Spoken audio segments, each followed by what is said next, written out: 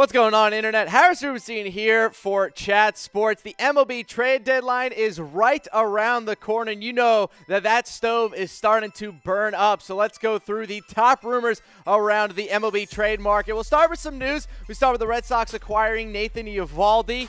He got traded for Jalen Beeks, a prospect in the Red Sox minor league system. Beeks made 2 starts in the major league system. Did not do too great, got shelled, especially in his first start against the Rays. But Eovaldi will do some great things for the Red Sox, brings in some needed rotational help and bullpen help as well. Currently 3-4, the 4.26 ERA and 53 strikeouts on the season. Eovaldi is an okay pitcher. I wouldn't say he's a World Series defining piece, but he'll give the Red Sox a guy who can stick in the bullpen. Guy's got a great fastball, high velocity pitcher. He's going to be a big time addition for them, at least down the stretch. We'll see if he ends up making the playoff roster. All right, we got another trade for you guys. This was the big trade from yesterday. The Yankees acquired Zach Britton from the Orioles for a couple of prospects, including top 10 prospect Dylan Tate. Now, Zach Britton has been on the trade block now for a couple of months since he's come back from that Achilles injury, but he did struggle earlier in the year. Zach Britton did not look like the pitcher of old,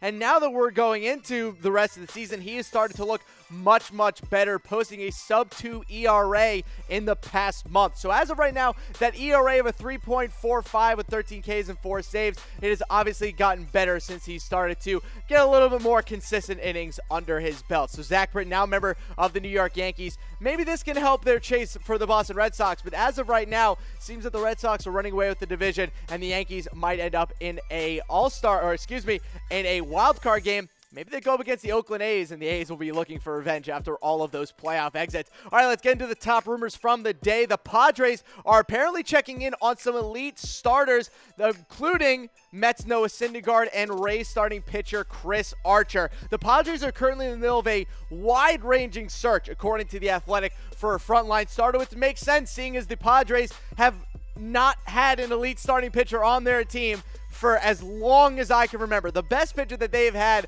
on the team the past couple years has been Clayton Richard, or Clayton Richard, however the heck he says his name. He's terrible. He's not very good at all, and he's been the best pitcher on the team for a couple of years now. So we know that the Padres picked up Eric Hosmer last offseason. Now they're looking to get an elite starting pitcher. Maybe they try to get one at the trade deadline. The Padres, as of right now, have the most top 100 prospects in all of baseball, so they can maybe make a move for an elite frontline guy. Let's get to our last rumor here. The Tigers will not trade Michael Fulmer, their 25-year-old starting pitcher who has been a very good asset for them in years past. Now, it doesn't help that the Tigers are currently one of the worst teams in all of baseball, but he is currently pitching to a 3-9 record. Again, people, wins and loss records don't really matter too much for pitchers, but that 4.5 ERA number is not great for him. We've seen Michael Fulmer in the past be around the 3.5s and the 3.2s in terms of ERA, so a 4.5 ERA is a little bit or way worse than what we're used to from Michael Fulmer. But at this time, even though he's on the 10-day deal with that oblique injury, the Tigers have no interest in moving on from the 25-year-old pitcher. They've already seen so many pitchers leave. They traded away Justin Verlander. Scherzer's no longer a part of the team. Price left a couple of years ago. They traded away